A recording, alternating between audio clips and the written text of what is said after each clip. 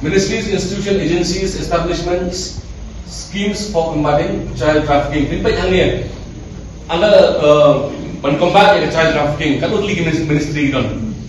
Kalau MHA, Ministry of Home Affairs, Ministry of Child Welfare and Child Development, Ministry of External Affairs, Ministry of Law and Empowerment, National Human Rights Commission, NCPCR, SDPCR.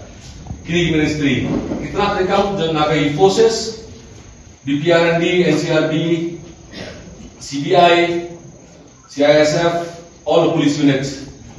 And then nagibai di committees pada probably di pagi asal menda village level child protection committee. Mo kitmu ba nalo isnong nalo kidor ba kindon ke committee ba child protection committee. Nalo kasnong. And then kena hapok kat every district around the child welfare committee kembali hapok jong ka child protection unit. Then the JGB hapok code bertelang ka child protection department. Code kete JGB child line ngamtu apa Nongstoin dan child line yang tambah probably ki cover up napo child protection unit. Dan don DCPU kata makan kemana don di DCPU hangne berrepresent dengan DCPU.